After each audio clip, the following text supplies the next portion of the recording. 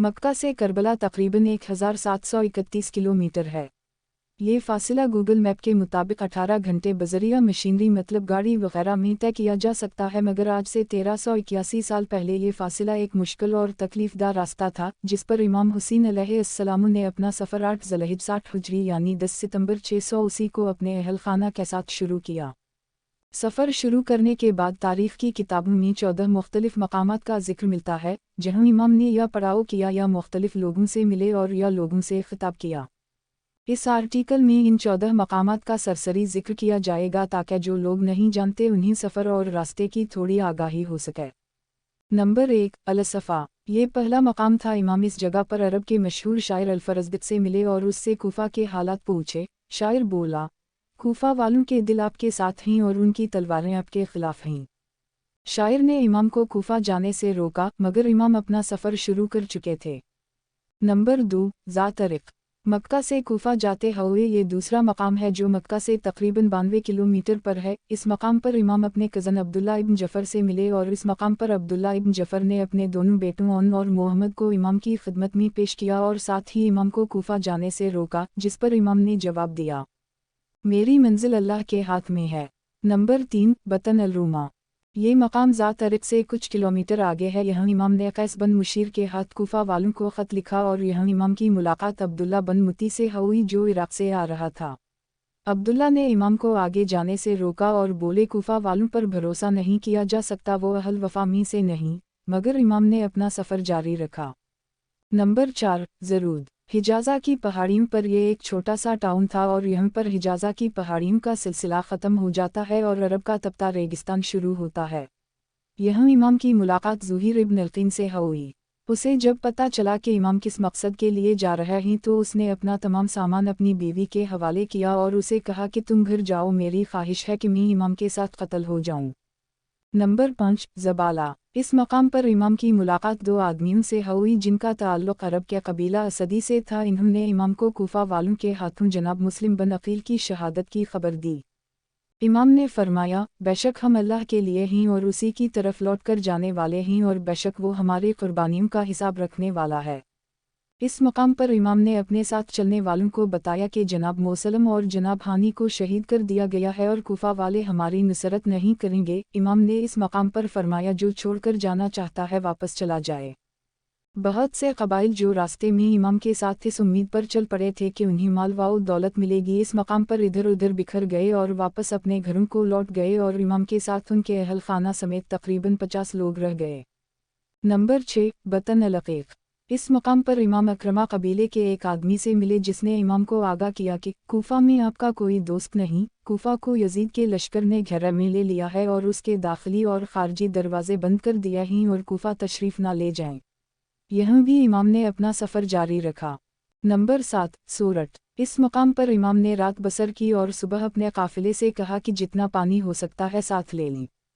Number 8, शरफ। इस मकाम पर इमाम के साथियों में से एक चलाया कि उसने एक लश्कर को अपनी तरफ आते देखा है। इमाम फ़ौरन काफ़िले का रुख मोड़कर करीब एक पहाड़ के पीछे ले गए। नंबर 9, ज़ो हसम। इस मकाम पर इमाम की मुलाकात और उसके 1000 सिपाहियों हुई जो प्यासे थे। इमाम ने सबको पानी पिलाने का हुक्म दिया और बज़ात खुद भी सबको पानी पिलाया और जानवरों को भी पानी पिलाया गया। इस मकाम पर ज़हर की नमाज अदा की गई और सब ने मिलकर इमाम की इमामत में ज़हर अदा की। इस मकाम पर इमाम ने और उसकी फ़ौज से ख़िताब किया और फरमाया, मफ़हूम, ओ अहल कूफा, तुम लोगों ने मेरे पास अपने कासद भेजे और मुझे ख़ुतूत लिखे कि तुम लोगों के पास कोई इमाम नहीं और मैं कूफा आऊँ और तुम लोगों को अल्लाह के रास्ते में इकट्ठा करूँ और तुम लोग मेरी बियत कर सको। तुम लोगों ने लिखा कि आप अहल बियत हैं और हमारे मामलात को उन लोगों की निस्बत जो नाइंसाफ़ी करते हैं और गलत हैं बेहतर तरीक़े से हल कर सकते हैं, मगर अगर तुम लोगों ने अपना इरादा बदल लिया है और मुनकर हो गए हो और अहल बियत के हुकूक़ नहीं जानते और अपने वदों से फिर गए हो तो मैं वापस चला जाता हूँ। हौर के लश्कर ने इमाम को वापस नहीं जाने दिया और उन्हें घिर कर कौफा की बजाय करबला की तरफ ले गए। नंबर 10, बैज़ा। इमाम अगले दिन बैज़ा पहुँचे और इस मकाम पर फिर हौर के लश्कर से खिताब किया। आपने फरमाया, मफ़हूम, लोगों, रसूल अल्लाह ने फरमाया है, जो शख्स ऐसे बादशाह को देखे जो जालिम हो, अल्लाह के हराम करार दिए को हलाल कहे, खुदाई उदो पीमन को तोड़े, सुन्नत रसूल की मुखालफत करे और अल्लाह के बंदों पर गुनाह और ज़ियादती के साथ हुकूमत करता हो, तो वो शख्स अपनी ज़बान अपने फ़ेल और अपने हाथ से उस बादशाह को ना बदले तो अल्लाह को हक़ पहुँचता है कि ऐसे शख्स को उस बादशाह की जगह जहन्नम में दाखिल करे। इमाम ने इस मकाम पर मज़ीद फरमाया, मफ़हूम, लोगों तुम्हें मालूम नहीं कि जिन लोगों ने शैतान की अताअत अख्तियार की और अल्लाह से मुँह न फेरा, मुल्क में फ़साद बर्पा किया, हुदूद शरअ को मुअत्तल किया और माल गनीमत को अपने लिए मुख्तस कर दिया, ऐसी सूरत में मुझसे ज़्यादा किस पर फ़र्ज़ आयद होता है कि वो उसलाह की कोशिश करे, मेरे पास तुम्हारे कासद आए और खुतूत पहुँचा कि तुमने बियत करनी है और तुम मेरे मददगार बनोगे और मुझे तन्हा ना छोड़ोगे, बस अगर तुम अपना वदा पूरा करोगे तो सीधे रास्ते पर पहुँचोगे। इमाम ने यह लोगों को अपने हसब और नसब का हवाला दिया और फरमाया, मफ़हूम, अगर तुम अपने वादे से फिर जाओगे तो तज्जुब नहीं, तुम इससे पहले मेरे वालिद और मेरे चचाज़ाद भाई मोसलम के साथ ऐसा ही कर चुके हो और अनक़रीब अल्लाह मुझे तुम्हारी मदद से बेनियाज कर देगा। इमाम की तकरीर सुनकर हौर ने इमाम से कहा कि अगर आपने जंग की तो आपको कत्ल कर दिया जाएगा। इमाम ने फरमाया, तुम मुझे मौत से डराते हो और क्या तुम्हारी शकावत इस हद तक पहुँचेगी कि मुझे कत्ल कर दोगे। हौर के लश्कर पर कोई असर न हुआ और वो इमाम को करबला की तरफ घीर कर ले जाते रहे। नंबर 11 अजीब अलहजनात। इस मकाम पर इमाम की मुलाकात तरमा बन निदी से हुई जिसने इमाम को कोफे वालों के ख़तरनाक इरादे से आगाह किया, जिसे इमाम पहले ही जानते थे और इमाम से अपने साथ को आजा चलने की दरख्वास्त की ताकि इमाम वहाँ पनाह ले सकें। इमाम ने फरमाया, मफ़हूम, अल्लाह ताला तुम्हें और तुम्हारी कौम को जज़ाए खैर दे, हम में और इन लोगों में अहद हो चुका है और अब हम इस अहद से फिर नहीं सकते। नंबर 12 कसर बनी मकातिल। फैसला हो चुका था कि इमाम को कोफा नहीं जाने दिया जाएगा, चुनाचे हौर के लश्कर ने कोफा का रास्ता बदलकर इमाम को घर कर करबला की तरफ ले जाना शुरू किया और इमाम रास्ते में कसर बनी मकातिल रुके और शाम के वक्त में इमाम ने फरमाया, बेशक हम अल्लाह के लिए हैं और उसी की तरफ लौट कर जाने वाले हैं। इमाम के 18 साला बेटे अली अकबर इमाम के करीब आए तो इमाम ने फरमाया कि उन्होंने ख्वाब में किसी को कहते सुना है कि ये लोग उन्हें कत्ल करने वाले हैं। जिस पर जनाब अली अकबर ने इमाम को तसल्ली दी और फरमाया, मफ़हूम, क्या हम सीधे रास्ते पर नहीं हैं। नंबर 13 नैनवा। इस मकाम पर हौर को इब्न ज़ियाद का ख़त मिला जिसमें उसने लिखा था कि इमाम जहाँ ही उन्हें वहीं रोक लो और उन्हें ऐसी जगह उतरने पर मजबूर कर दूँ जहाँ पानी और हरियाली ना हो। हौर ने इमाम को इब्न ज़ियाद के ख़त से आगाह किया। आपने फरमाया, हम अपनी मर्ज़ी से नैनवा में ख़ैमा ज़न होंगे।